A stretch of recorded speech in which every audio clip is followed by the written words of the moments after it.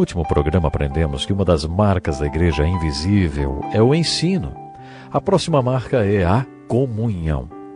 E eis uma das falhas da igreja hoje. Num típico domingo de escola dominical, às 10 horas, o pastor, todo cheiroso, de terno, gravata, começa a pregar. A igreja também, toda cheirosa e em roupas de igreja, ouve o sermão. Então, depois de ouvirem o sermão, os membros da igreja saem comentando: "Puxa, que sermão bom!" E a coisa para por aí até o próximo domingo, quando todos voltam para mais um culto. Pode ser também que eles assistam o culto pela televisão, porque aí nem precisam se dar ao trabalho de interagir com o pastor ou com os outros membros. As pessoas parecem que não querem comunhão. Mas, no livro de Atos, os apóstolos acreditavam que as pessoas na igreja deveriam interagir umas com as outras. De onde eles tiraram essa ideia? Talvez de Jesus, quando ele disse: "Venham e verão." Jesus convidou os discípulos para viverem com ele, para que eles vissem como ele vivia. Vimos isso quando estudamos o primeiro capítulo de João. Os convertidos do dia do Pentecostes tinham comunhão com os seus professores e os apóstolos.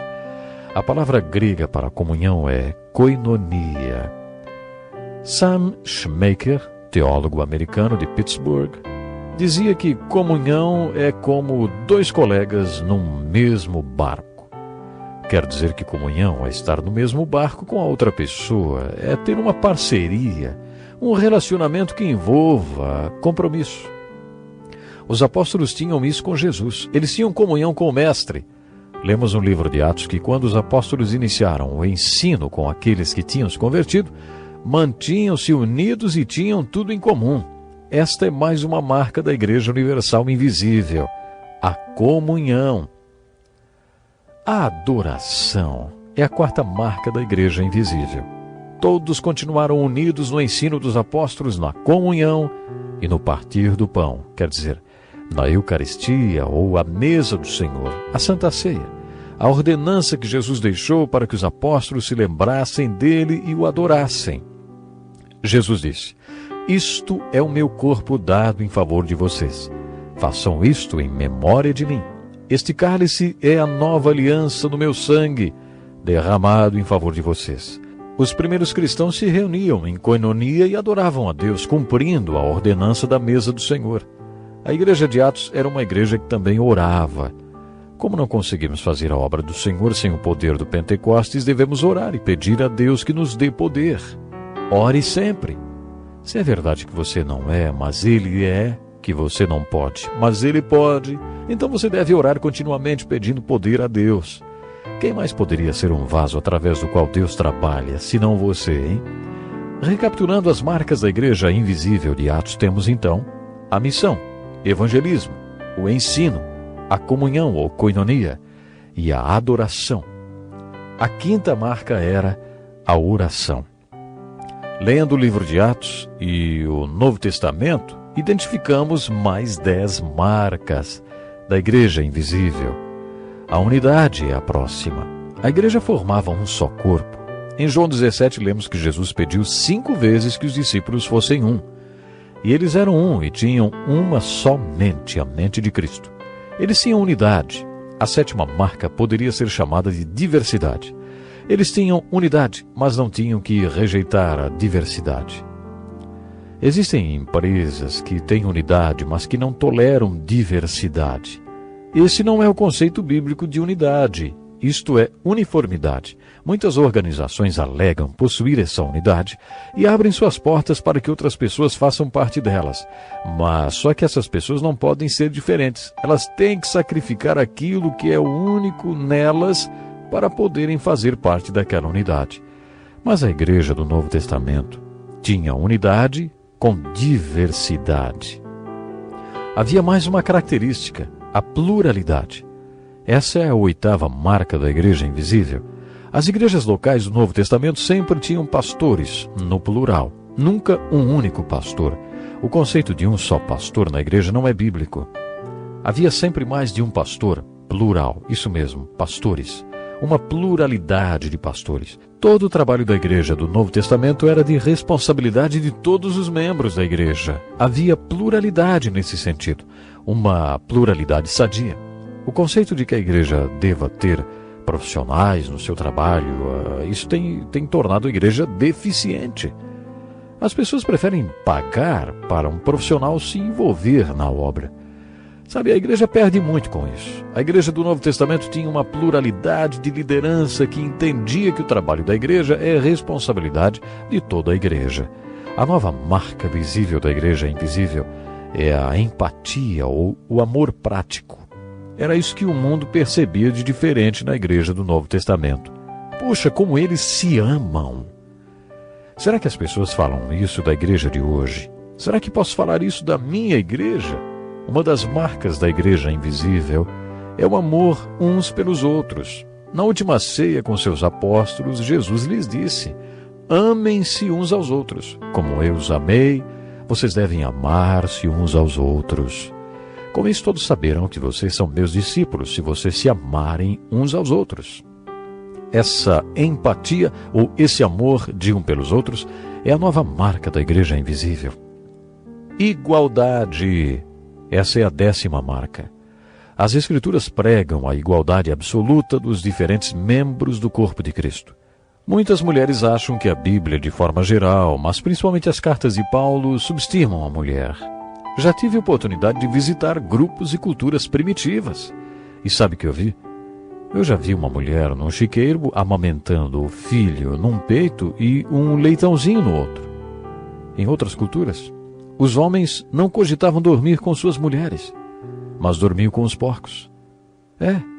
Alguns interrompem o trabalho da mulher no campo o tempo suficiente para ter uma relação sexual com ela, mas não a consideram igual a eles. Os homens sempre exploraram o fato de serem fisicamente mais fortes do que a mulher. Existem homens que consideram a mulher como sua propriedade ou a sua escrava. Temos visto missionários e tradutores da Bíblia levarem o ensino da palavra para essas culturas. Depois que o povo aprende a ler a Bíblia e se converte, uma das primeiras coisas que acontece é a elevação da mulher dentro da comunidade. Eles aprendem com a Bíblia que homem e mulher têm o mesmo valor. Todos os membros do corpo são iguais. Por isso a empatia e a igualdade são características desse corpo de crentes em Jesus chamado igreja. Se uma parte da igreja está sofrendo em algum lugar do mundo, todo o resto do corpo deveria se angustiar e sofrer. Eu tentei jogar futebol quando estava na faculdade. Uma vez durante o jogo, ajeitei a bola no campo para cobrar uma lateral. Só que quando chutei a bola, que estava sobre uma grande pedra enterrada no campo, chutei a ponta daquela pedra junto e com toda a minha força. Na mesma hora, meu pé inchou dentro do sapato. Arrastaram-me para fora do campo e me levaram para o hospital. O dedão do meu pé estava triturado até a sua junta. Ah, que dor horrível!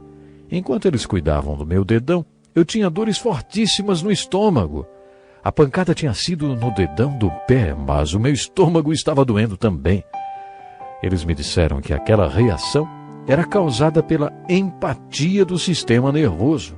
Tudo está ligado. Segundo o apóstolo Paulo, é assim que deveria acontecer com a igreja. Se o membro sofre, todos sofrem também por causa da empatia entre eles. É assim que deveria ser com a igreja local. Busque na sua igreja local essas marcas visíveis de que a igreja de Jesus Cristo está edificada no meio dos que creem. Procure pelo evangelismo, o cumprimento da grande comissão. Procure pelo ensino, pela koinonia ou comunhão, pela adoração, a oração, pela unidade com diversidade. Procure pela pluralidade, pela empatia e a igualdade. Na sua leitura do livro de Atos, busque pelos padrões que demonstram que a igreja é e deve ser. Existem padrões que devem ser seguidos e devemos buscá-los.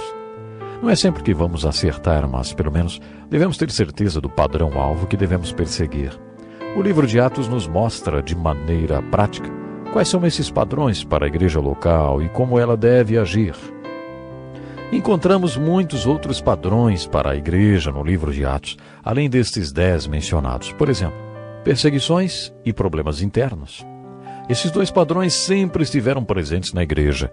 Costumamos dizer que o diabo passou 3 séculos tentando acabar com a igreja através da perseguição. Como não conseguiu, por volta do ano 313 depois de Cristo, ele se infiltrou nela. Foi quando o imperador Constantino abraçou a fé cristã e tornou o cristianismo a religião oficial. A partir daí, todo mundo queria ser cristão. É por isso que no ano 500 depois de Cristo, só se conseguiu um emprego no Império Romano se declarasse cristão. Desde esse tempo temos enfrentado um grande desafio. Como diferenciar quem é e quem não é cristão, para o caso de querer atingir só os cristãos? Como saber quem é realmente cristão? Desde que o diabo entrou para a igreja, tem sido difícil dizer quem é e quem não é. Mas observe este padrão. Quando não existe perseguição, o problema aparece dentro da congregação. Procure observar no livro de Atos quais eram os padrões e procure aprender com esse livro histórico do Novo Testamento, porque essas coisas aconteceram a eles como exemplos e foram escritas como advertência para nós, sobre quem tem chegado o fim dos tempos. Você identifica todas essas marcas e padrões na sua igreja local?